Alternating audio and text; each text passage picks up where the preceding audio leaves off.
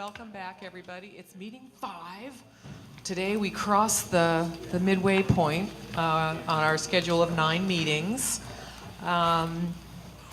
Welcome again to all of those of you in the audience. I recognize many of your faces, so by now I think you probably know the drill. We won't be taking comments at the meeting, but you are certainly invited to fill out comment forms at the back of the room. Speakers, remember to lean into the mic so that you can be heard, and use your table card to let me know if you want to make a comment. And so I'd like to quickly go around the table and have everybody introduce themselves. We have a number of alternates here today. Thank you guys for coming and helping us out so that we always have a full table of folks. I'm Karen Reed. I should have said that first. I'm the facilitator for the group. I'm David Hall. I'm with the City of Everett's Legal Department. Deborah Wright, Executive Administrator for the City of Everett. I'm Mark St. Clair, sitting in for Chief Templeman, Everett Police Department. I'm Brent Spire, sitting in for Sheriff Trineri, Sheriff's Office. Renee Quistorf, Renee's Downtown Everett. Matthew Savage, Journey Church. Georgia D. McLeod, Council of Neighborhoods. Flora Diaz, Associate Attorney at Alone None Law Group. Megan Dunn with Human Needs Commission for the City of Everett. Bob Reese, Volunteers of America. Bob Downey, Everett Fire Department. Jonathan Upwan, the Salvation Army. Ed Peterson, Housing Hope. Mark Manti, the Everett Clinic. Nora Beggs, Director of Security, Everett Mall, sitting in for Glenn Bachman. Sofia Beltran, Lutheran Community Services Northwest. Alan Dorway, First Presbyterian Church of Everett. Mark Niceother, Sea Dog Corporation. Jim Upton for Linda Grant, Evergreen Manor. Tom Sebastian, Compass Health. Ken Starks, Snohomish County Human Services. Jen Schwalbach with Cocoon House. Craig Scottdahl with Scottdahl Real Estate and the Downtown Everett Association. Chris Adams with the Adams & Duncan Law Firm. Sylvia Anderson, Everett Gospel Mission. Thank you all. So today's agenda, a couple of corrections on this and just adjustments here on item. Let me just cover those and we'll go back over it. Item 5B, that's pending. We'll come back to that or ship it out after this meeting. We won't be talking about that today. And then to my bads, I got some names wrong on this. Lieutenant Bruce Bosman of the Everett Police Department will be presenting about the Santa Monica Police Outreach Program. And our guest from Seattle, I can't believe I did this one. Our guest from Seattle is Bill Hobson, who's the Executive Director of DESC. So my bad there and my apologies to you folks whose names I screwed up. So the agenda today, several things. This is about a 5.5 hours worth of stuff packed into a 3-hour agenda, so hang on to your hats. We're going to start with hearing some takeaways from y'all about the tours and that you went on. What were your key takeaways from those, and we'll go down that list by tour. Next, we're going to spend the bulk of the meeting talking about what other communities are doing about these same issues that are faced here in Everett. Now, we could spend 6 months on that and not cover all the interesting things that people are doing in other parts of the world. So we had to make some kind of arbitrary choices. We started out with focusing on communities in the state of Washington. And then after that, we picked up on examples that several of you raised in the meetings. So there may be other examples in addition to this. You may or may not find the presentations today to be completely on point for Everett, but a number of you did raise the importance of hearing about what other communities have done. So that is the chance today. And I want to thank our presenters in advance for taking the time to get ready and drive up the highway to speak to you. I'm really excited to hear what they have to say. And you'll have a chance to ask them questions as well. Finally, we'll talk about where we go from here. We have 4 meetings left. That's 12 hours together. And in that time, you're going to have to see a report that I've written for you, so I need to get enough input from you to know what to write. So we're going to talk about the plan to get from here to there. And that plan will hopefully allow you to have adequate time to discuss issues as a group, as well as give you time on your own to reflect about all the ideas that have been put on the table and what you think about them and what you would recommend that this community should be doing. And then finally, before we leave, we want to have a quick roundtable that gives each of you, again, an opportunity to say, based on everything you've heard to date, is there anything you would call out at this point as an idea that you are particularly intrigued by, something you think that warrants further discussion, possibly something that warrants recommendation? Alternately, is there a key question that remains unanswered for you that we may just really not have the data around, but it's still an important question? So that's going to close out the meeting, and thanks in advance for what's going to be, again, a pretty action-packed agenda, and for being here and helping us be successful today. With that, I'll turn it over to Sylvia and Chris. I just had a couple real quick remarks. I wanted to thank everyone who attended the September 9th public hearing. We had some really good citizen comments. We had a number of task force members there, and the citizens that spoke did a really good job. I think there were some great points that were raised. If you haven't had a chance to review those meeting minutes, please do so. And I noticed that we have some additional lavender pages at the end, or purple pages at the end. Please read those too. Obviously getting those into our discussion and making sure that we're listening to those and involving those in part of our discussion is a very important part of the process. So thank you. So I will add my thank you and then invite at least one more task force member to join us at our focus group next Tuesday at the Mission, where we'll be talking to folks on the street so that we can get their input. And we have one more slot left, so please join me. Thank you. You'll come? Oh, wonderful. Thank you. Okay, great, thank you. So we're going to now move into the meeting for summary minutes, and there was lots being said, and so if you have some corrections or adjustments to the minutes, I would ask for those now. Otherwise, I would entertain a motion to approve the minutes, with great thanks to Ann Podgson and Liz for the work they do in getting me a first draft. Is there a motion to approve the minutes? So moved. Thank you, Georgia D. Is there a second? Seconded. Thank you, Flora. Any discussion? All in favor? Aye. Opposed? All right, thank you, guys.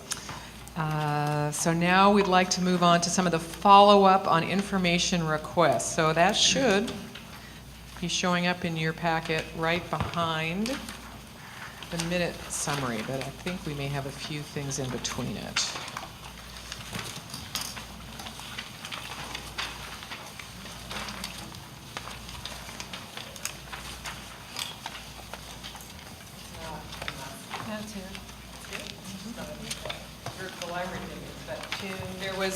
There's the matrix that has the list of running questions from the members. We do have one update on that. One of the questions, we have updates from, and maybe Liz, you can help me figure out where this is in the packet.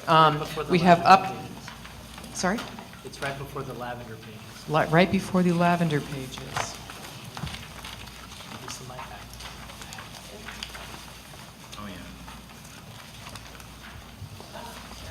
yeah. Okay, so that's one of it. So we did have questions answered to 8 and 9. This is the page right before the lavender packet.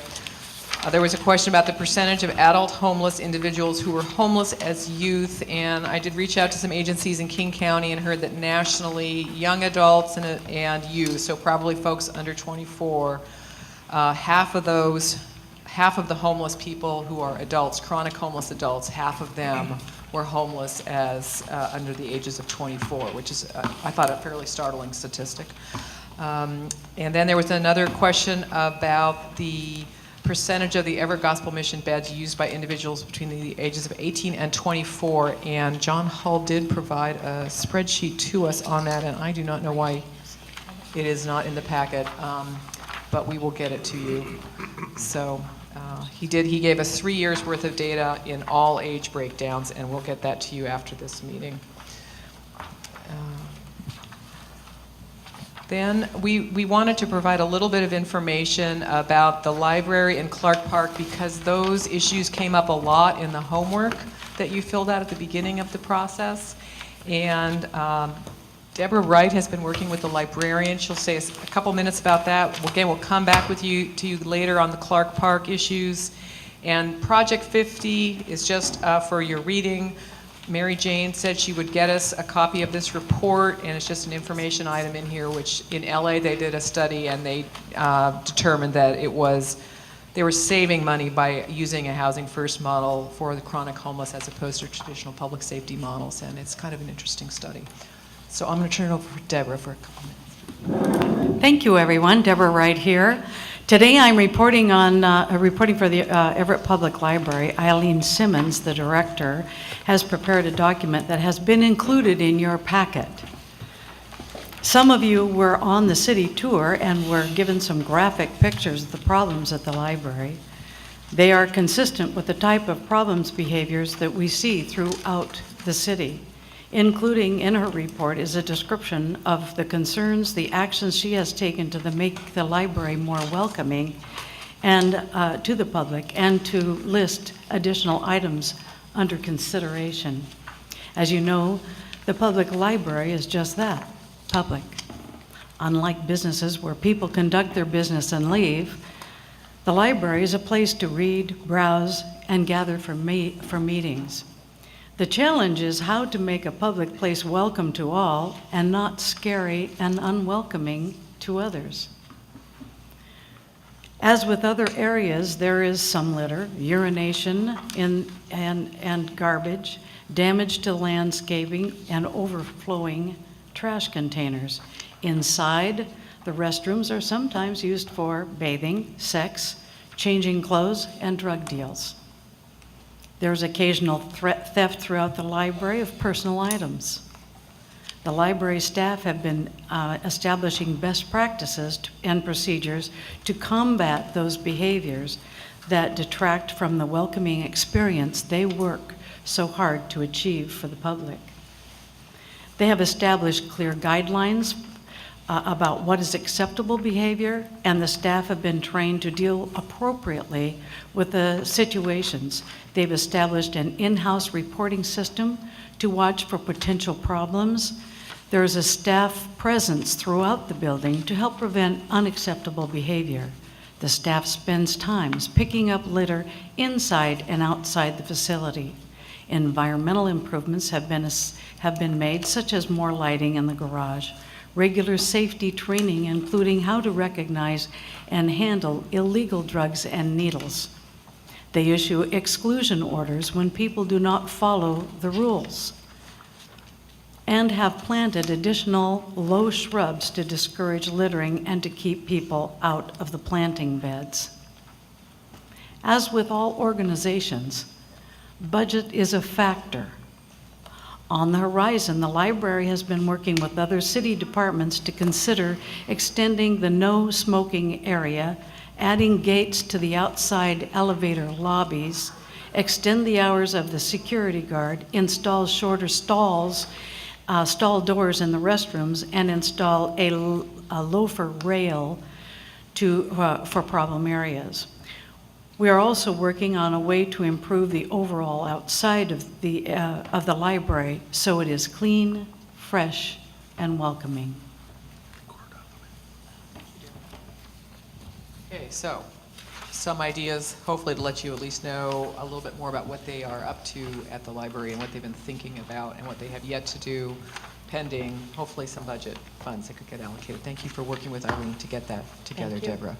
David tells me he can at least give you a verbal update on some of the Clark Park thoughts, and we'll follow that up with a written document. Yeah, not having anything in writing doesn't stop me from talking. I've spoken with some of our parks employees to try to better understand what's going on at Clark Park, because Clark Park was mentioned by a number of folks in the homework assignment as an area of concern. Most people probably know that we have what appears to be an increasing number of apparently homeless individuals hanging out there most days. I play tennis down there just about every day at the court, so I see it firsthand. I'm pretty familiar with it. And it was very interesting to learn some of the things I learned from our parks folks.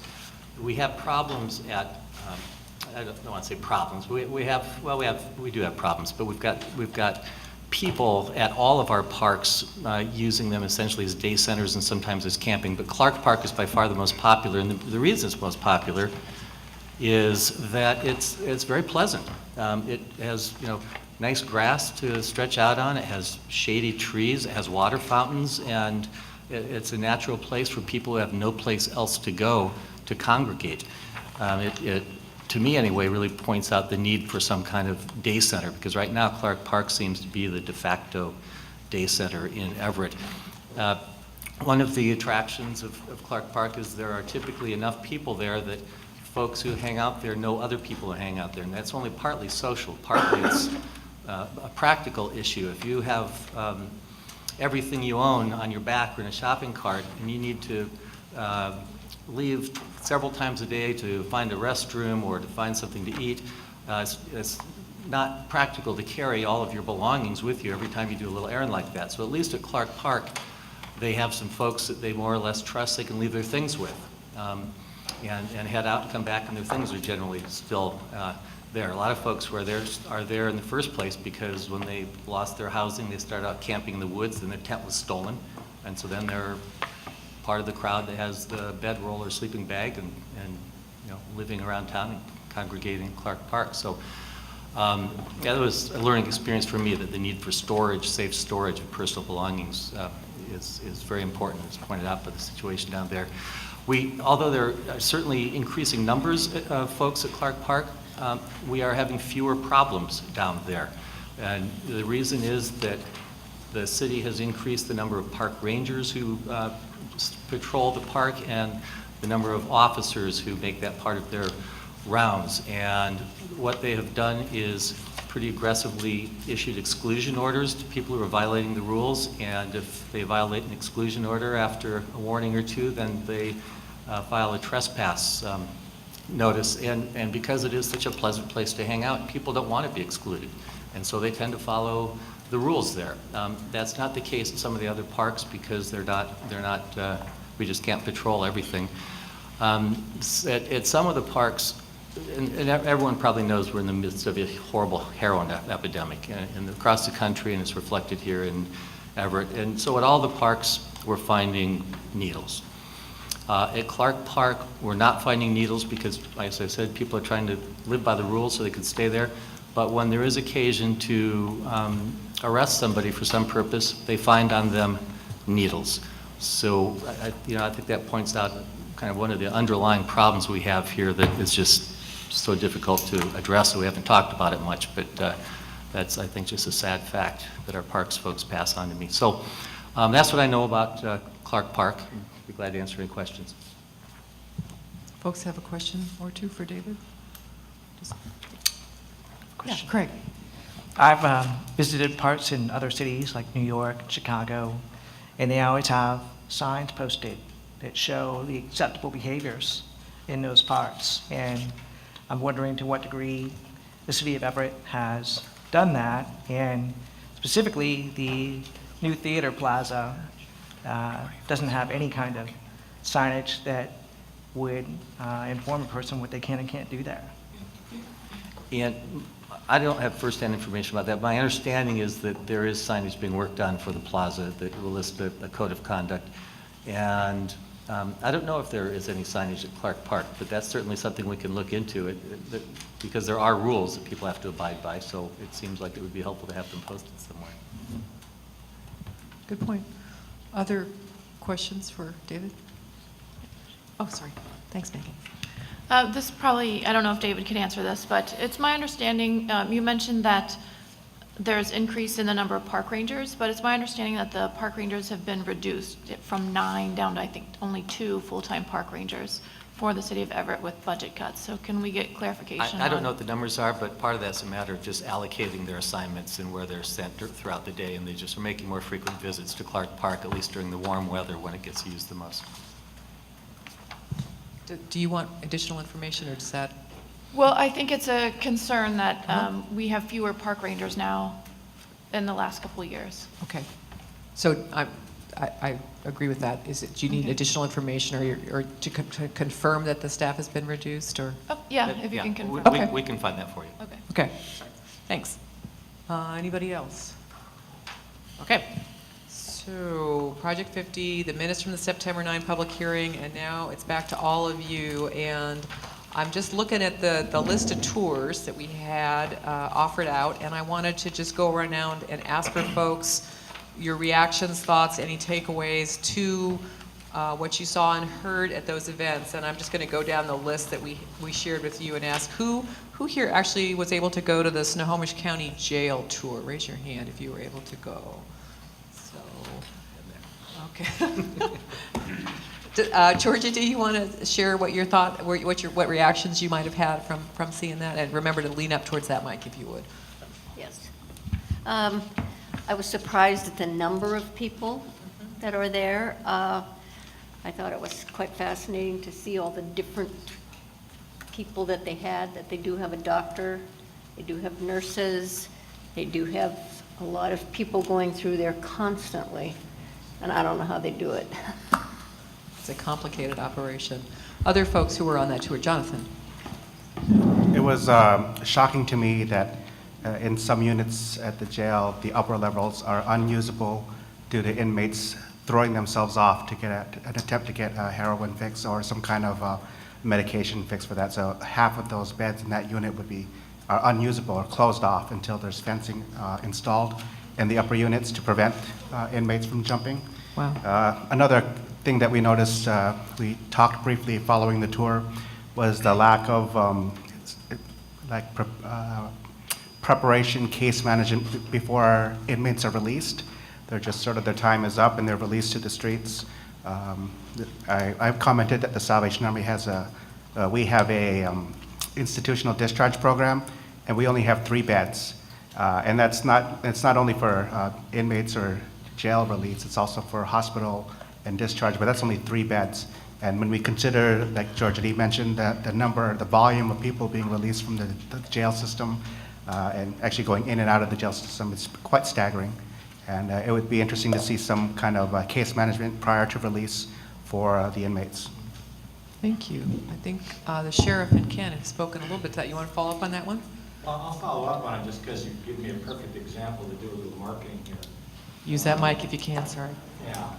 One of the things that Snohomish County Council, in concert with the county executive and the sheriff, are doing is we're going to be making a $1.6 million capital budget request from the state to convert the Carnegie building. And for those of you who don't know the Carnegie building, it's the building that way back a number of years ago used to be a work release, and it's sitting right next to the jail.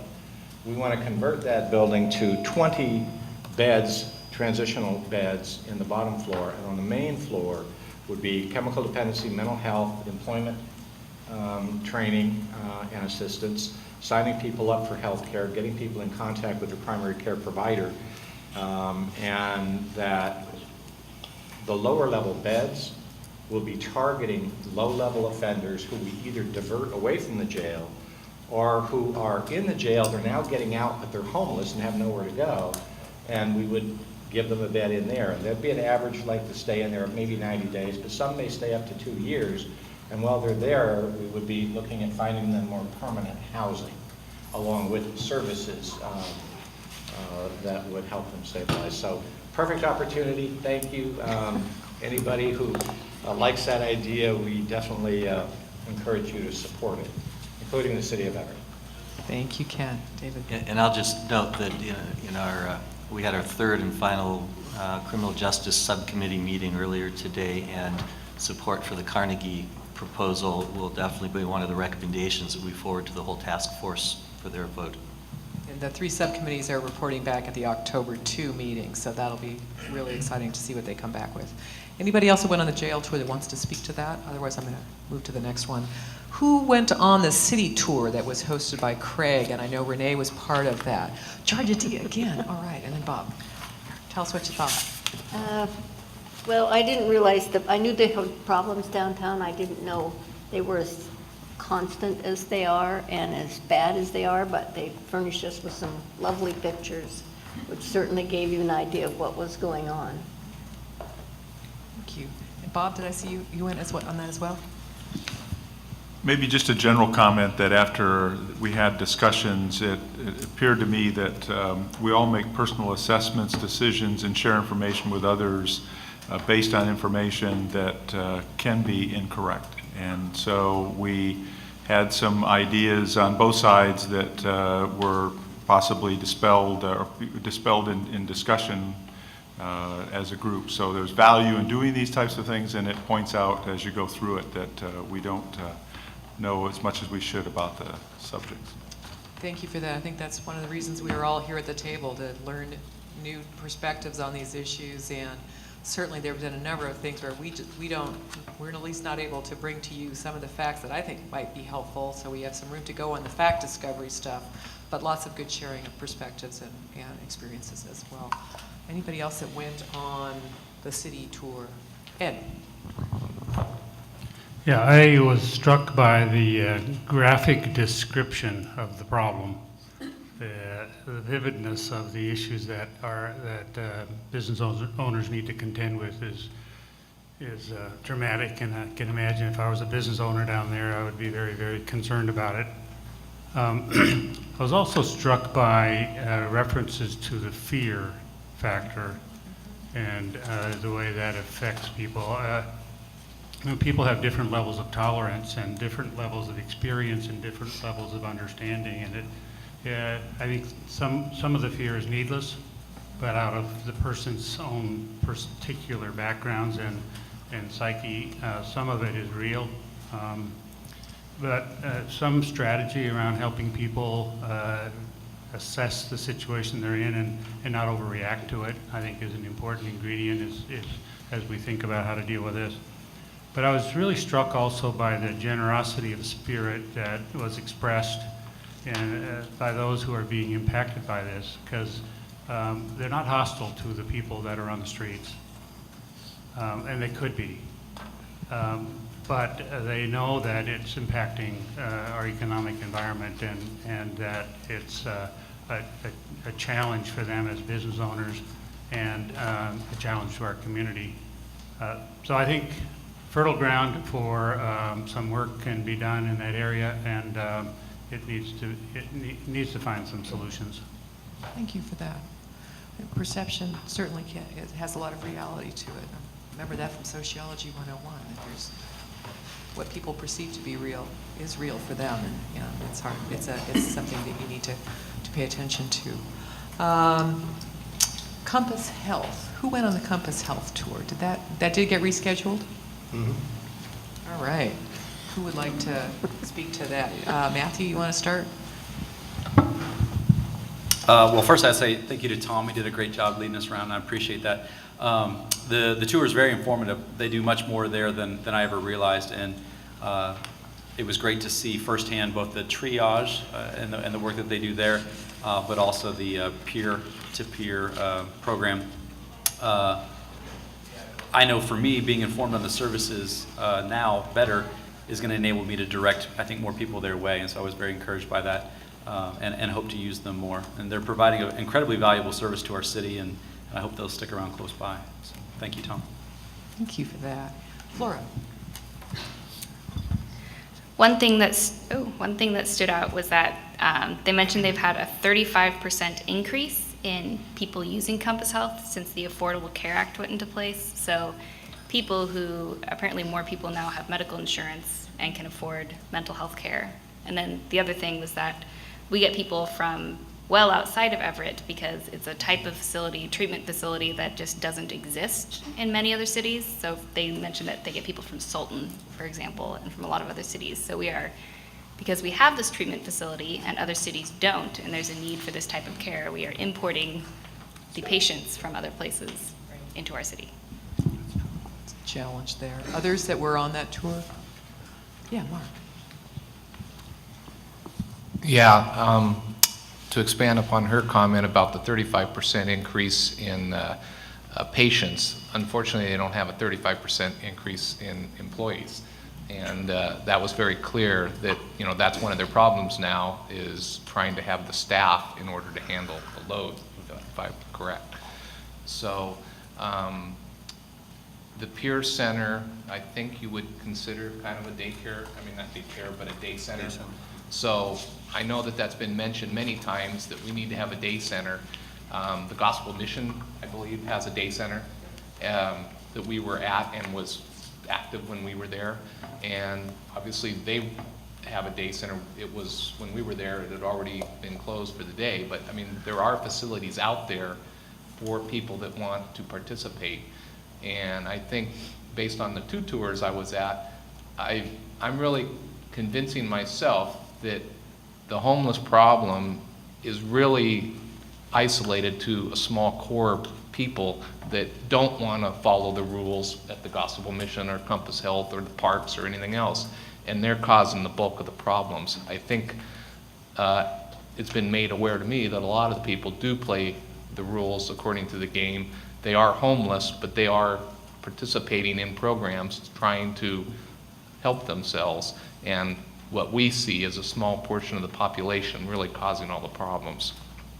So the one other thing that was interesting is, and I've noticed it driving on Broadway, is people standing on the street all the time, and I know that probably has raised concern to people walking up and down the street. And it was interesting when Tom pointed out that the problem didn't exist until they created the no smoking ban, and it forced everybody out of the building onto the sidewalk. And my question is there any exemption to that that would allow something to be done where they could actually be allowed to smoke in some part of a building like that? I think So- Tom, and we've been working on that issue. Tom, did you want to speak to that? The no smoking thing? David has sent me some very useful information, and so, which we are following up on. There is that possibility of that exemption, which would not only resolve that particular issue, but also allow us a more appropriate place. I always want to say our goal is to help our clients quit smoking, so that's always first and foremost. But for those that continue to choose to do so, we're excited at the opportunity to have a better spot for them to be more private for them as well. Karen, can I add one thing to sure. what Flora Go ahead, said? We are seeing patients brought in from, as she said, Sultan, Linwood, and the surrounding areas. One of the other points that I thought was significant was the fact that they don't always have a direct way to get home once discharged. Now, the Compass Health obviously tries to help with bus passes when possible, and has even gone to the extent on some situations to put people in a taxi, but they're not putting typically people in a taxi back to Sultan, for example. So sometimes they are brought in here, treated here, and I believe the max stay without a variance at the triage was 5 days, and then they're released here locally often. So that's one issue, as well as them being brought here and not having a clear or direct way to get home. It's interesting. I spoke to Julie Zorn about that. She was unable to come today. She said, and she'll have to help us with this, but she indicated that the hospital does pay for cabs to get people home when they're released from the ER, even if they come from places far around from the county. But that's just Providence. I don't know about other facilities. And Yeah, Compass does do some of that, but to not, I guess unfortunately not for everybody, or don't have the capacity for everybody. Sometimes they don't have a place to go back to. Yeah. It's very expensive, but sometimes they don't have a place to go back to as well. Good And so point. if they've been picked Yeah, up where off you the take street, where are you going to take them? And so there are people being hauled in from a considerable distance away here and brought here. That's a really good observation. Ken? Well, I was just going to mention that part of the discussion when the triage was first developed was budgeting money for transportation, so when people are released, they get to go back to wherever they came from in terms of what they consider their home environment. So if that is an issue, if there isn't enough money in there for transportation, we probably ought to have a chat with Joe Valentine at North Sound Mental Health Administration. That's constructive right there. All right. Evergreen Manor Tour.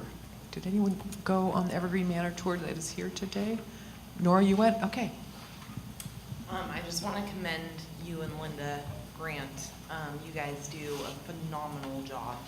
I was kind of shocked at how many young people were in there and how many people were in there with children. It actually broke my heart. I just want to say good job and keep up the good work. Thank you. Did you want to add anything, Jim, from that? Oh, I'm sorry. Who's got the hand raised over there? Flora was also. Flora, thank you. Yes, I also did it. I guess the one thing that stuck out to me was that our Linda Grant mentioned that our population for Snohomish County has tripled since they created the detox facility. So we don't have more detox facilities, but we have a lot more people in the county. So it makes a lot of sense that we don't have enough space in our detox facilities now, even without a new heroin epidemic. It just makes sense. So Ken Stark again, I get another marketing opportunity. I think we know we're the third largest county, and we have one 16-bed medical detox. It is here in the city of Everett. It is always full. When it's full, the people bounce sometimes to the jail. They bounce to other 911 calls that impact EMS. That then also impacts the hospital emergency room. We, the county, working with Evergreen Manor and some partners in South County, are looking at trying to open another 16-bed acute medical detox in South County. Now, although you'll say, well, that isn't Everett, it will benefit Everett because then it will open up some more of the beds here in Everett for local folks who need to get in there that right now are bouncing into the EMS and law enforcement and jail by creating capacity in South County for the folks down there that are currently coming up here. So one of the things that could be helpful in the report is encouraging other cities to look at supporting expansion of needed services in their communities. Thank you for that. David? That's a good idea. I just want to mention that because of the impact of the lack of detox beds on the jail, another one of the recommendations from the Criminal Justice Subcommittee is going to be support for more detox beds and for a secure detox facility. We have not identified how that's going to get paid for. Eternal challenge. Thank you. Others on that one, or I'll move down to the Everett Gospel Mission Tour. Who went on the Gospel Mission Tour? All right, I'll let Chris and then Mark for start. So there's Mark. From my perspective, the thing that was astonishing to me was the scope of services that the Gospel Mission provides. It has a day center. It obviously has beds. They offer showers to men and women.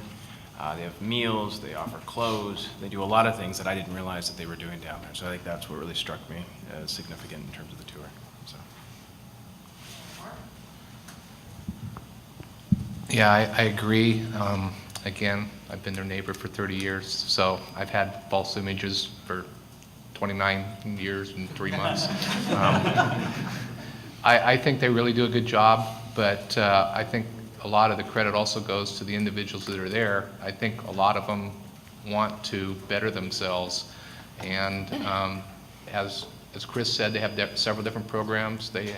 I can't say if I'm speaking totally correct, but I know there was a drug rehab part, and we went in the room, met a couple guys that were really friendly, and the staff, they were serving lunch, I think, when we were there, or dinner, and all the staff serving the food are people living there, if I'm correct, and it was just kind of an eye-opening scenario that a lot of those people are there because of circumstances that are beyond their control, and they're helping them, but they have their set of rules. I think they even charge them for meals, is that right? No, bed nights. Bed night, okay. So, I mean, it's not just a free ride. I mean, they're trying to lift the people up, and I was impressed, so. Thank you. Anyone else on that one? I will move to the church feeding program at the First Presbyterian Church. Who's able to go to that? I think you went to that one, Craig. Well, my primary concern with the church programs is the spillover impacts that are affecting retail businesses on the street. That's still a concern.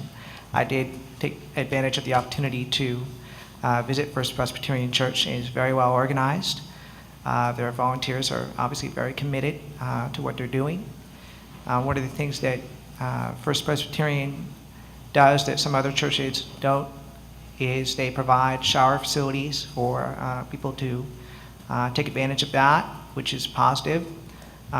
Some opportunities for improvement in general that were noted was that not every church provides that kind of facility, as well as laundry facilities. So if those things could all be co-located, it'd be advantageous. Also, possibility of connecting people to services and resources where they can transition out of being homeless was an area of need, not only for First Presbyterian, but other churches, I think, would benefit from something like that as well. Thank you, and I think that Alan and Matthew did speak to their interest in having people be able to better connect to outreach services at the feeding program, so it's interesting that you observed that as well. Anyone else on that one? Okay, did anyone go to the Recovery Cafe tour? Georgia D, you're a rock star. What did you learn there? I had no knowledge of the Recovery Cafe in Seattle, so I just got some very basic things. The one thing that impressed me is that everybody who goes there has to do something. Serve food, they're actually kind of paying for the possibility of staying there. And so I hope it goes. Hope they don't have any problems. Okay, great. Did anyone else go to the, Alan? Yeah.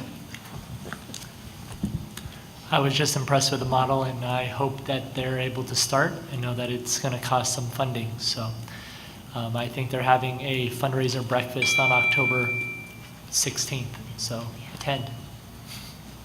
Thank you, Steve. October 16th, mark your calendar. Okay, great. And then, so that's all the tours. There's also still pending, and I think we got one space left, but the focus group with homeless individuals on the 23rd, 6 o'clock at the Mission. And we'll hear about that at our next meeting and how that one went. So thank you. First, a round of applause to the people who put on these tours. That was a big one.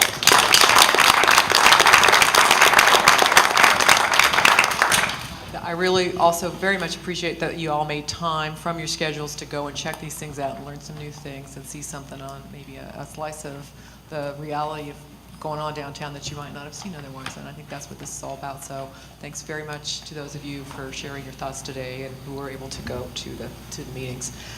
All right, so I think now we are at the place where we are going to start hearing about what they are doing in other communities, and I can't tell you how pleased and grateful I am that Troy Christensen and Colin DeForest have come up the freeway from Tacoma to speak with us this afternoon. And they have a PowerPoint, which if you could get that started to be loading, and they will speak to you a little bit more about their organizations and their roles. But I think I sent them about 70 questions. So, and I let them sort of choose the ones that they want to respond to. So you may have questions for them, but they have done some pretty impressive things down there. And I'm not sure, Colin or Troy, which one of you is going to be going first. Troy from Metropolitan Development Council, thank you so much for being here today and for the time you spent with David and I before we even got this task force launched. It was incredibly helpful to us. My pleasure. Hi, Bill. So as Karen said, I work for the Metropolitan Development Council, and I'll just say a little more about detox, because there are only 3 acute medical detoxes in the state. The one here, Evergreen Manor, Tacoma Detox, which is run by the Metropolitan Development Council, and one in Clark County. And adding 16 more beds in Snohomish County may help you some, but people come from all over the state to all 3 of those detox centers. Really, to make any big kind of a dent in the demand, we would probably, in meeting the demand, we would probably need to double the number of detox beds that we have. There is currently a limit on the number of beds you can have in a single detox if you want to bill Medicaid, and that's 16 beds. And there's some possibility that cap may be lifted. Whether each facility has room to expand in their existing quarters or not is a question that it can be answered only by those 3 facilities. But right now they're allowed 16 beds each, so it's only 48 acute medical detox centers, at least for people that are low income and on Medicaid throughout the state. Okay, I think I'll just, I have the clicker. I guess I don't have to point to him. Let's try this. Hey, it works. All right. So I'm going to try to move quickly through these. As Karen said, she gave us 70 questions, and I tried to answer them all with these 9 slides. And then Colin, who's from the city of Tacoma, is going to talk about a specific project that they did, and he's a little closer to the ground than I am on this.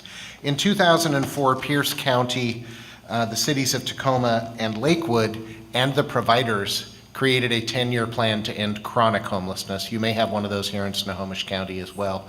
They were the first plans around ending homelessness. For us, chronic homelessness is probably as a concept less important than street homelessness, visible street homelessness. You can have people who live in shelters and transitional housing that meet the definition of chronic homelessness, but they still have a roof over their head for the night. And as a system, if we can respond to everyone who is sleeping outside first, that's the first step toward ending homelessness. So what I'm going to talk about is less about chronic homelessness and more about street homelessness. So that plan, which was developed in 2004, so theoretically we should be done, resulted initially in a Housing First pilot that was that 3 providers came together with their existing resources and decided to pilot Housing First. And I'll tell you a little more about what that is, and I'm sure Bill will tell you a lot more about what that is. Shortly after that pilot, 2 of the providers applied for a HUD grant to expand that pilot. We got very impressive outcomes, which included reductions in emergency room use, police response, fire response, arrests, incarcerations, detox, psych units. It was savings all around the community. And Bill can tell you more about his project where they actually did a formal study and showed the exact dollar amounts. But it was impressive enough that it worked once. Oh, sorry. I'm looking at my screen down here and expecting it to change. Okay. There we go. It was funnier to me than the rest of you, apparently. So since then, we've had multiple Housing First projects that have been funded, a large one from the city of Tacoma, and Colin will tell you about that. 3 of the projects are owned and operated by the providers, and 2 of those have control access at the front door, and I'll say a little bit more about that as well. Karen asked what the main strategy was for decreasing homelessness, and I can tell you it's been Housing First and some permanent supportive housing that isn't Housing First, and I'll be able to tell you a little more about the difference between those 2.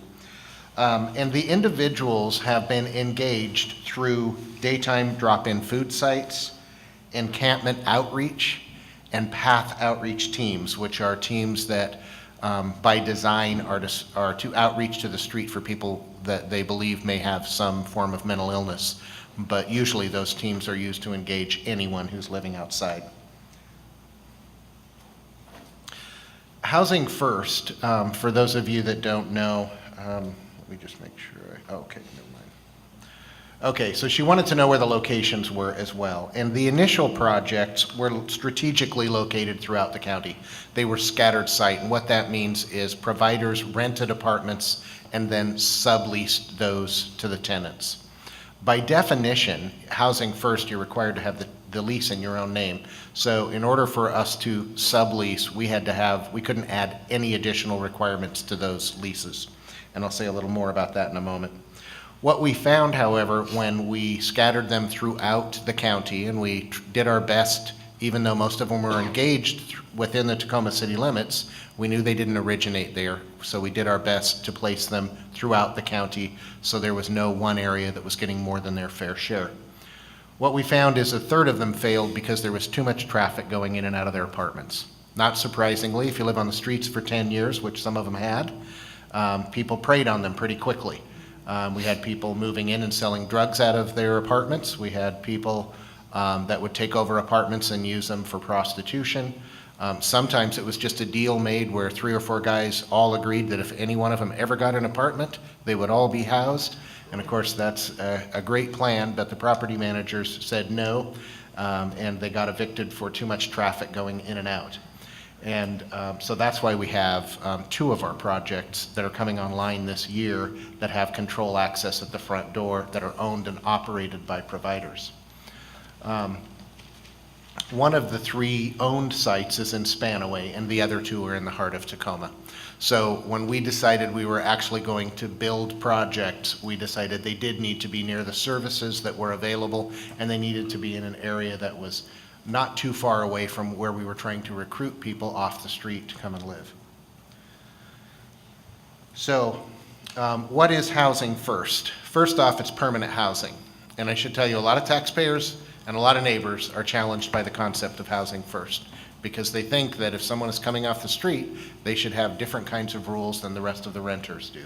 The concept of housing first is that you don't have different rules. There's no end date, arbitrary end date of 90 days like there is for shelter, or 24 months like there is for transitional housing. There are no rules about whether you can drink in your unit, about whether you have to have a urinalysis on a regular basis to find out if you're using drugs. You can have overnight guests, you can have pets. If smoking's allowed in that unit, then you're allowed to smoke in that unit. You're not required to take medication or go to mental health treatment or go to chemical dependency treatment. You get your housing first and everything else comes later. That's a challenge for a lot of people. But what we have found is that most people that are coming off the street really prefer to have the same kinds of rules that the rest of us do. When you hear that people prefer to live outside and prefer to be homeless, if you talk to them, you'll find out they prefer to be homeless over going into a program where they can't take their pet, where they can't have overnight guests, where they're not allowed to drink ever, where they have to be in some form of treatment. Payment is not based upon income, and you do not get evicted if you do not pay rent. That said, we can engage a protective payee if that's necessary, but we don't evict based upon an inability to pay. The services come later. So basically the rule is don't do anything illegal in the unit. If you use drugs, don't use them in the unit. Use them somewhere else. If you drink, don't be so loud that you get evicted and you get complaints. The services then are initially health and safety checks just to make sure that everything is going well enough and the person doesn't get evicted. And the goal is to keep the person from getting evicted. That's the case manager's job. The goal is not to convince them to change their lives yet. But as time goes on and people are fed and warm and dry, one of the things we found pretty quickly is that within 6 to 12 months, they were requesting services. They were saying, I want to do something different with my life. I want to go back to work. I want to get mental health treatment.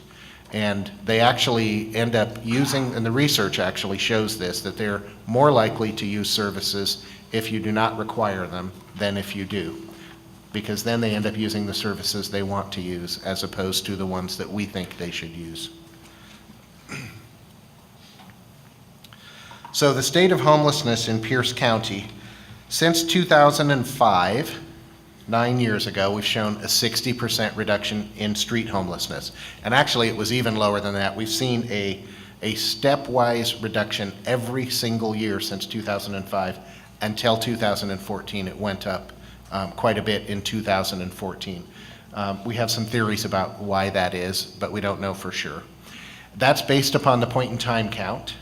So it's trends, it's not actual numbers. It's our best way to measure based upon a single day, but showing that every time we added more housing first units, we saw a reduction in street homelessness, made us believe those are pretty closely linked.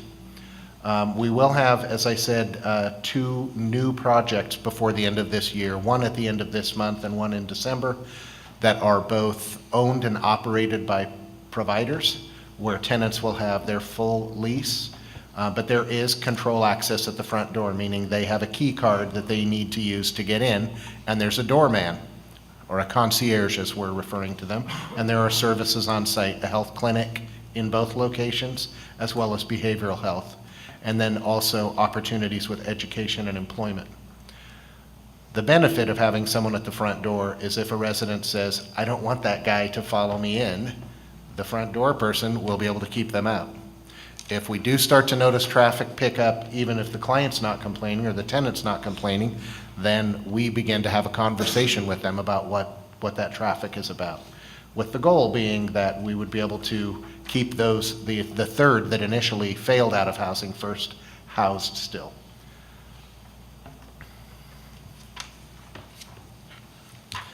I want to say something about our sobering center that we had in Pierce County for two reasons. One is it helped reduce street homelessness at night. It was specifically for chronic public inebriates.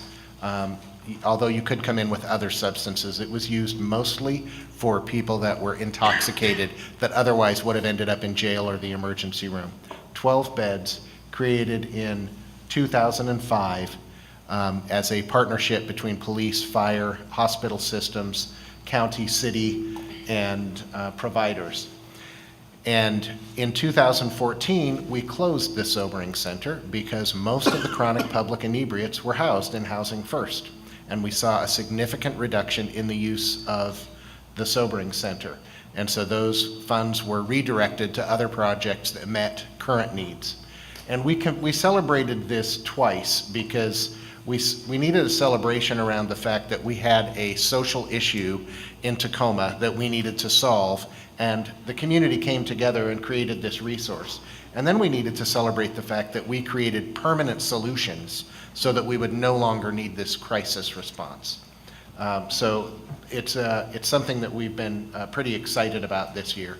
And now that we have 85 new units of Housing First come on, we expect we'll see a lot less demand for any service like this, as well as a continued reduction in street homelessness.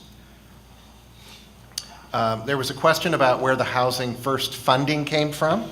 So I have that listed here. Capital funding is document recording fees, 2163 and 2060. HUD Continuum of Care funding, consolidated homeless grant from the Department of Commerce, but administered through our county. The Housing Trust Fund, Community Development Block Grants administered through the county, Boeing Employees Fund, and private donations. And I should also add Impact Capital, because they provided us some pre-development bridge loan funding.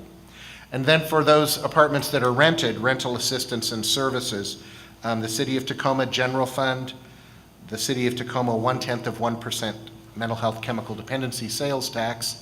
And I should note, Pierce County is the only county in the state with a large city that does not have 0.1% passed at the county level. As a result of the county not passing it for so many years, several local legislators put together a bill that allowed cities to pass that tax, and it passed unanimously by our city council. It didn't require the voters to vote on it. 2163, again, document recording fees, Continuum of Care, and consolidated homeless grant. Question about myths.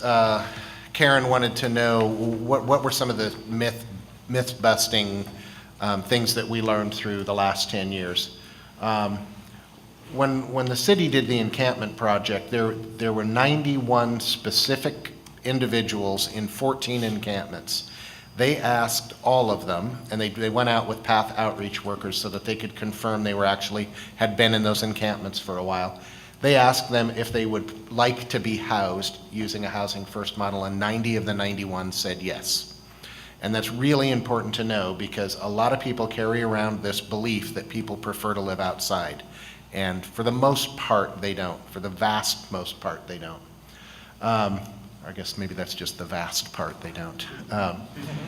And that was a big learning for us because our city manager and our regional U.S. Interagency Council on Homelessness representative had a bet going. One of them was saying 75% would say no.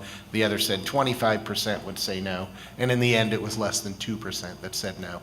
And for all we know, that one person who said, no, I don't want to be housed, knew they had something in their background and they wouldn't make it anyway. And so they said no. I don't know what the circumstance was. Now, of course, not all of those 90 qualified for the particular programs either. Some of them had things in their backgrounds and couldn't be housed. And some of those are the ones we're hoping to house in our provider-owned projects that will be opening this year. Another myth is that neighborhoods deteriorate when formerly homeless move in. we found not only is that not the case, usually the neighborhood improves. Because there's lots and lots of low-income housing where you don't have constant case management trying to, keeping people out of trouble.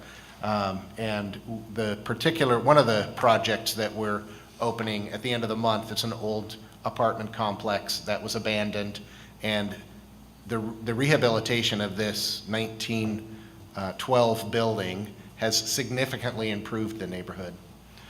Another is that neighbors will always fight formerly homeless living in their backyard.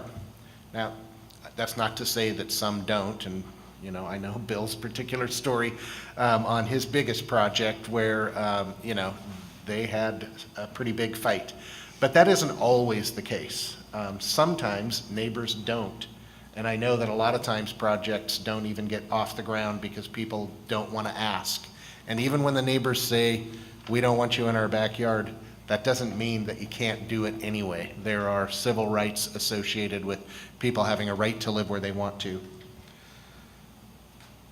The one final thing, she asked what gaps remain. And I would say they're a big one, and we've been talking about this for probably the last 5 years, that at some point, what we're going to be dealing with is only sex offenders and arsonists, because once we have everyone else housed, that's going to be a big challenge to find the right place for this population.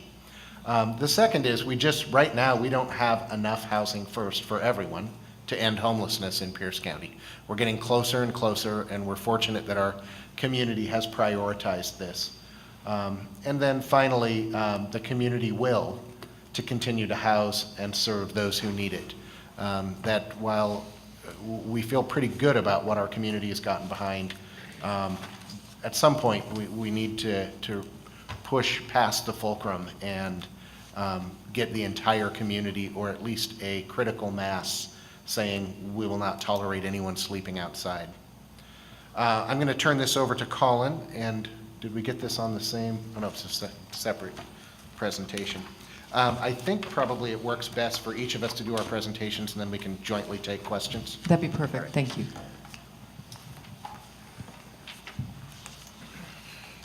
Hello. All right. Let me move this up a little bit. So first of all, I just want to say I'm really excited to be here. I think it's unfortunate that communities are having to have these conversations, but I think it's great that you guys are starting to have these conversations because these individuals are everywhere and they're a part of our community. They're a part of our cities. So I don't see that changing.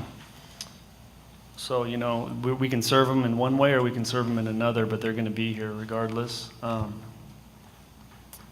So I'm going to just fly through some slides because surprisingly Troy talked longer than 10 minutes, so that's why we let him go first.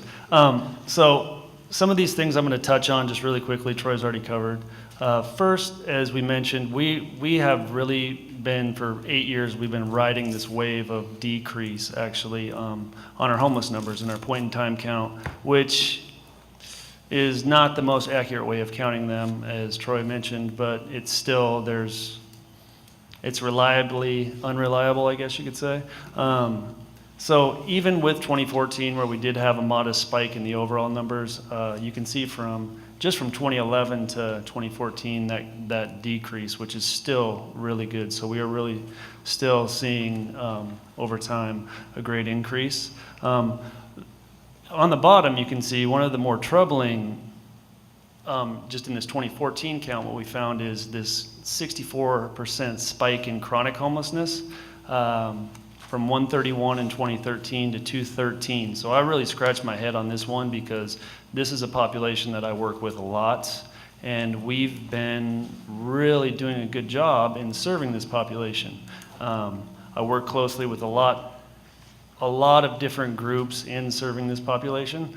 So when I kind of dug into this, and this is all anecdotal, but some of the reasons that I found, because I wasn't visibly seeing this 64% spike, but some of the things that I was told by path outreach workers, workers, and actually individuals experiencing homelessness too, were that more individuals out there, specifically these chronically homeless individuals who are often the hardest to serve, they're also often the hardest to kind of engage in conversation or get to fill out a survey.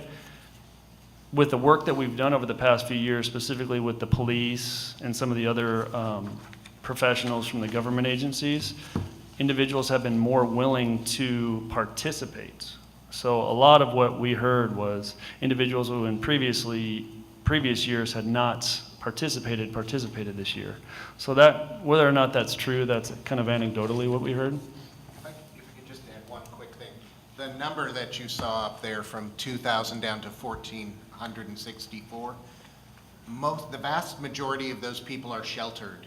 They're not living on the streets. They're in shelters and transitional housing. We're down to under 300 that are living outside on the day of the point in time count. Right, thank you. Okay, so are the encampments gone? So my focus, kind of in the conversation right now, is going to really be on the encampments. The city of Tacoma, when a lot of this Housing First stuff happened back in '05, the city had an initiative, and it was the Housing First and Encampment Elimination Initiative. So the focus was really two-sided. We wanted to get, as Troy said, we wanted to go into those encampments, identify those encampments, find the people, and then try to connect these individuals to housing. So that's really what happened when he was talking about the 91 individuals. So a lot of what I'm going to talk about is that encampment piece, which is really kind of an ugly, messy, yucky piece that nobody wants to deal with, but is huge and is really key to any success around the visible homelessness, the chronic homelessness, really serving this population is how are you going to take care of the encampments. So as you can see, the city of Tacoma, we continue to prioritize the elimination of homeless encampments. We do these through identification, cleanup, and then also the big piece is the monitoring. So in 2012, encampments is one of those things where we've all seen them. There's a lot of stories about how there's 15 encampments over here, and I heard there's 30 people staying over here.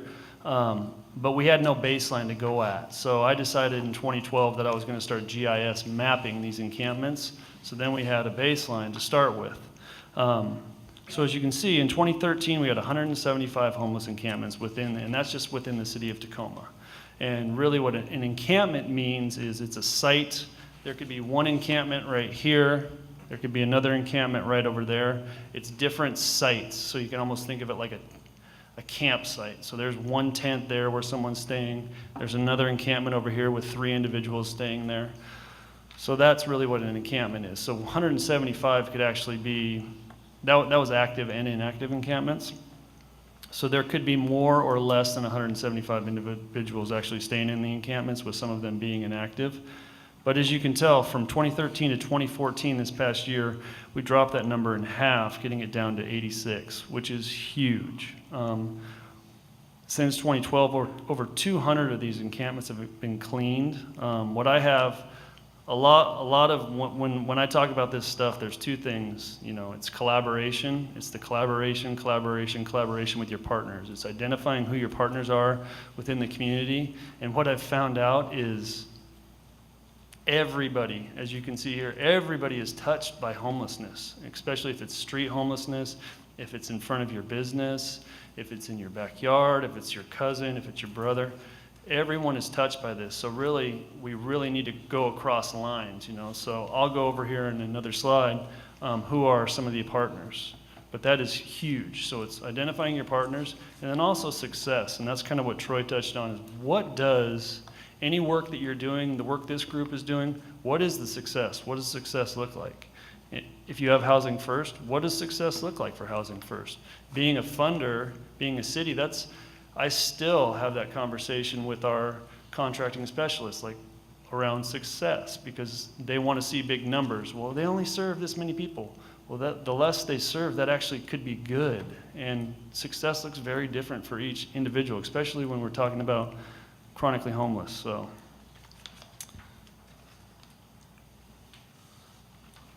what do we got here? All right.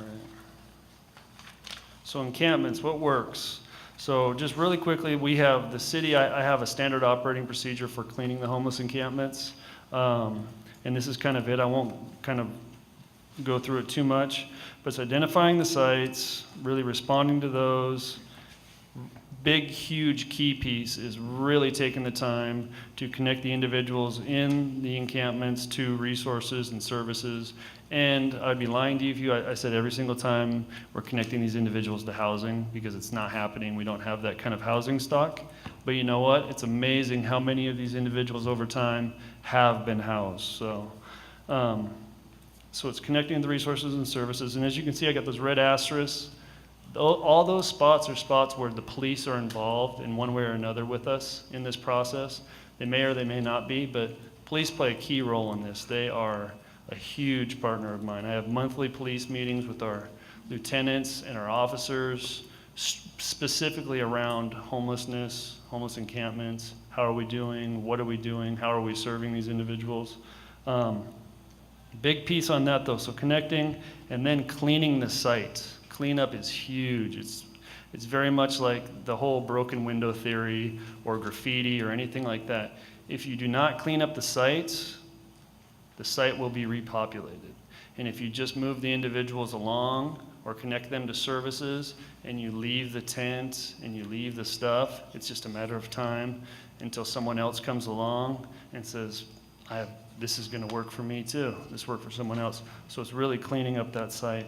Other things we do, kind of moving forward, monitoring plans. Working with the businesses, if it's on a business, to come up with monitoring plans. Just wanted really quickly, this is kind of some of the new exciting stuff I'm doing around homelessness, homeless services in the city of Tacoma, is working with businesses to come up with monitoring plans. I just developed a pilot program that has funding. It's called the BOSS, so Business Outreach Support Specialist. This is an individual that goes out, they're 24/7, they're on call, they work weekends, they go out, they respond to businesses who are having issues related to blights. Oftentimes this could be homeless-related issues, someone sleeping on their property. So we have this individual that goes out, connects with the businesses, but then also provides services to the individual and connects the individual to needed services. So it's very exciting. It's kind of thinking outside the box to remedy the issues, to try to provide services to this population. Positive community monitoring and site hardening, also very huge. Fences, you can't fence a city. Fences are not always yet the best thing to do. They cost a lot of money, but you know what? Sometimes when they're done right, they work well. Another key piece is what I call positive community monitoring, and that's what I push a lot within the city of Tacoma. So you can see on the right, that's bike trails. That's one of our place called Swan Creek. So it's mountain bike trails that we put in. It's worked very well. Know your partners and your resources. So as Troy mentioned earlier, the PATH Mental Health Outreach Team, huge partner. I don't know if you guys have PATH. They're key. They're the gatekeepers. They kind of have that street cred with this population. Great partner. The police, also, as I said, huge partner. This new business outreach support specialist, huge partner. Needle exchange. We have a huge heroin problem too, and that's really hard for the community. It's scary, Kids.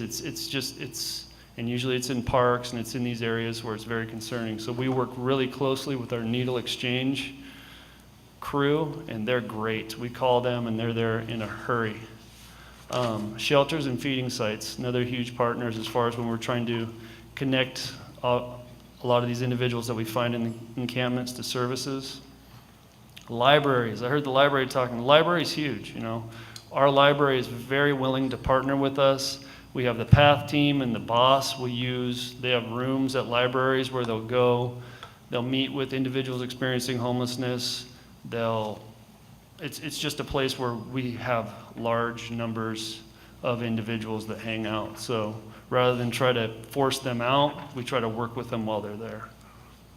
And then just different social services, obviously. So just a couple quick, I'm just about done. So this is Swan Creek, as I touched on. Just want to show you guys, because visibly, and hearing you guys talk, it's those pictures. It's kind of like what these places look like. That's so powerful. So that's obviously what it looked like before. That's what it looks like now. Amazing. Bayside Trails, I had a work crew out there for 40 days cleaning this, 40 days straight. This last year we pulled 6 encampments out of there, so really good. Wapato Hills, there was 80 encampments in this area in 2005, 5 meth labs. Okay, so what's next? I touched on the BOSS. As Troy touched on, huge, those 85 new units of secured access or controlled access, whatever you're going to call it. And really what we're doing with that is we are identifying using a VAT tool, kind of like DESE uses, kind of a hybrid of that. And then we're using a list, using a VAT tool of our most chronic homeless visible individuals that we have in the community. We rank them, and we are starting at the top, and we are trying to house every single one of those individuals first. We also have a list from our mental health agencies, and then we're cross-referencing, checking, seeing what we can pull off of that. So that is huge, and it's really exciting to see what's going to happen in the next year with that. Ongoing site hardening and the positive community monitoring, as I touched on. Here's a breakdown just within the city. So Troy gave a kind of the breakdown. This just specifically for the city of Tacoma. This for 2013, 2014 is how we're paying for homeless services. That 1/10 of 1% is huge. That's funding all of our Housing First now. That's funding like that BOSS position I talked about. Great, that's a great funding source. That's it. Thank you, Colin. Thank you guys so much for coming up.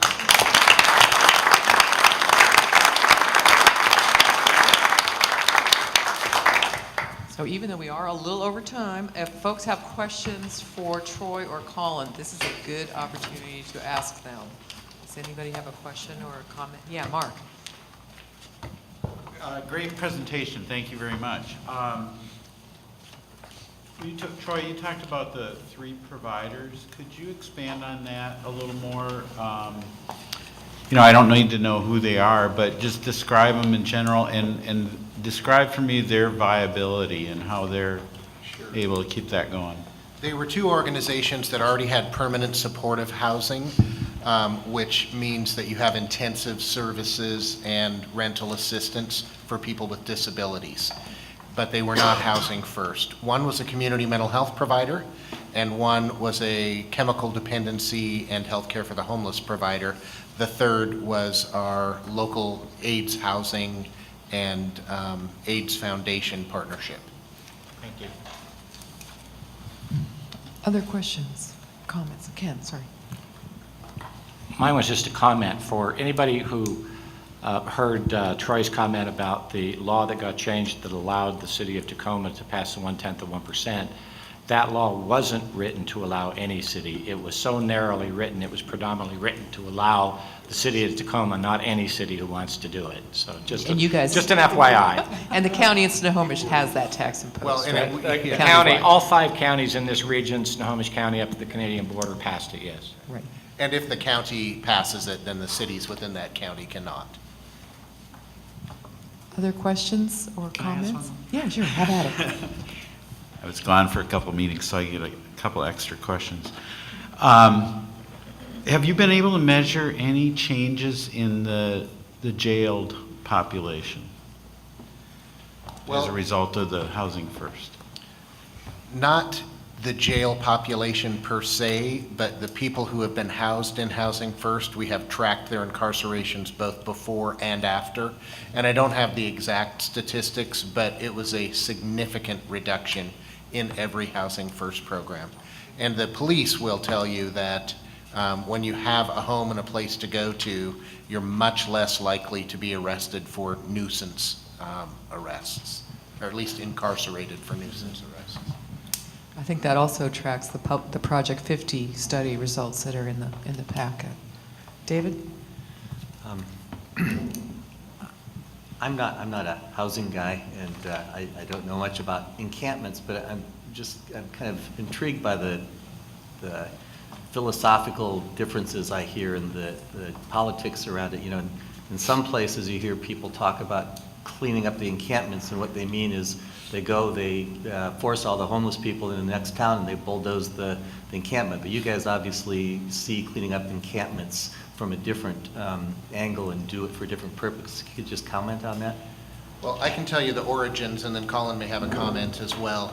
Our previous city manager had basically made an announcement that due to the number of complaints from businesses and residences, that his intention was to clean the encampments out and let the people that were inhabiting them know that they could go to a shelter, leave the county, or be incarcerated. When our homeless coalition heard about this, we called a meeting with him and we invited a couple of consultants and our regional director for the U.S. agency, the U.S. Council on Homelessness. And we basically said, here's an opportunity for us to partner with the city, and you could clean the encampments up and house people and you'll be like double the hero. And not only did he pretty quick, almost immediately say, I like the idea, let's figure out how to fund it. But then he went out and got the partnerships with the hospitals, letting them know that based upon our first two smaller projects, they were likely to see some savings as a result of this, and they would have a lot less charity care. I don't know if you want to add anything to that. Yeah, it's a thin line, and it's a challenging line to walk between getting rid of the encampments and then also serving the individuals in a very respectful way. And it's possible, and it's done. We do it in Tacoma. Very rarely do we go into a homeless encampment area or the workers, and it's a negative situation. So we really look at it as an intervention, and really the numbers, and that's where when you see these numbers, sometimes the numbers don't add up, you know, because really a lot of the individuals that we're seeing, the numbers have decreased. So an encampment area may only have one or two individuals. So we start really trying to identify and work on those individuals. Those individuals may be moving along from that encampment site, but the conversation may go like, hey, Brian, we see you're under here under the bridge. You know what, you got to move along. We're cleaning this area.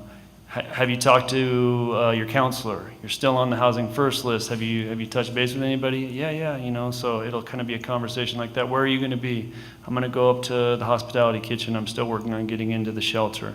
We have a lot of services. We don't have enough housing or shelter stock. I mean, we have enough shelter stock, I think. We don't have enough housing stock, but it is challenging, and it's not warm and cuddly at the end of the day when you talk about the encampments, but. Thank you. Thank you. Bob, question? You mentioned that partners, you told them they would see, for example, medical center, hospital, that charity care costs would go down. Have any of those partners, whether they be EMS from transporting individuals or the hospital or county jail or others, been willing to contribute resources to what you do because they are receiving some savings? Only the hospital systems to date. Unfortunately, it's not a one-to-one dollar return like the fire department has X number of staff that they have to have on duty at any given time, and the benefit to them is they can respond to real emergencies. The benefit to them isn't that they then lay off 4 firefighters and they get savings and they hand it off to the homelessness community. You have to look at it from the larger economic perspective of an entire community, because it really does cost about half as much to house someone who's chronically living on the street than it does to let them stay there. And that's not intuitive, and so you really have to show that on paper and convince people. So some of the systems, like the hospitals, are able to say, yeah, we're going to reinvest, and they have continued to do so. They were part of the funders for the sobering center as well. But the government systems, it's not that easy for them to do that. I've heard in New York that the prison system actually put some funding into Housing First because they saw some benefit. But we haven't seen that locally other than hospitals. Okay, last 2 questions then, so we can take a break, and then maybe you gentlemen can stay around during the break and ask us more. So Alan and then Sylvia.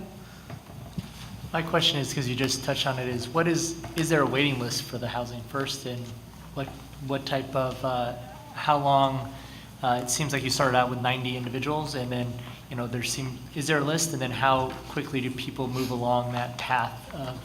I'll make one quick correction, and then you can answer that because you know more about the list. There were 90 in the City of Tacoma's project. The Housing First stock is significantly larger than that. And honestly, the waiting list is, we don't really have a waiting list. We kind of prioritize off of who's still around. You have a lot of transient population within the transient population. So some are here and then they're gone. So surprisingly, the list is not that long. So it's not uncommon for us to work with someone, connect with someone, and within 6 months, they might be housed. Sometimes it's quick. We've housed people, it's kind of just depends on the situation. And then there's a lot of other forms of housing that we have too, other forms of permanent supportive housing. So we'll find, and then some of the other partners that are really stepping up in the past couple of years, and you're seeing a lot, is like the vets. It's amazing how many veterans are out there, you know, amazing.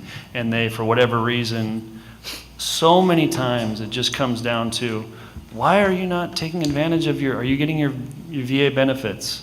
No, why not? Well, I couldn't get a ride to Fort Lewis. I couldn't get a ride to American Lake. When was the last time you tried? 5 years ago. I just need a ride. Let's get the guy a ride, you know, so we get him a ride. He's housed now. We have amazing stories down there. We have a guy who was living on the hillside for 30 years. He's been housed at MDC for going on 2 years. He was living on the hillside for 30 years. He just needed a chance. Somebody just gave him an opportunity, so. Sylvia, how do you work with the emergency shelter services in your community? Very closely, Okay. very closely. I think that, you know, when you're talking about the sobering center, we've done an amazing job of housing those individuals. One of the other reasons why the sobering center closed is because we've also done, in working with the shelters, we had to work with the shelters to make sure we can't have huge barriers to getting into shelters. You know, if it's harder to get into a shelter than it is to get into a housing program, how does that work? That's not right. So we work very closely, and we work closely with our shelters to move people into housing first. We also work closely with our shelters moving forward to move individuals that can into programs like rapid rehousing, so other forms of permanent housing. And I'll just add one more thing, just because it came up with something that someone said, but getting someone housed, once they're housed, it seems like a really easy thing to do, but there's still a lot of work that goes into it after the fact. Sometimes people will stay in their apartment during the day and then sleep outside at night because they're so used to sleeping outside. Or even in the winter, they will leave all of their windows open so they can hear what's happening outside because that's what they're used to.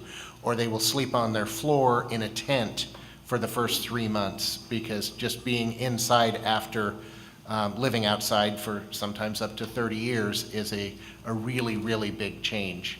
And so that's we have to be very flexible with how they make that transition. All right, gentlemen, thank you so much again, folks. Another round of applause and a 10-minute break.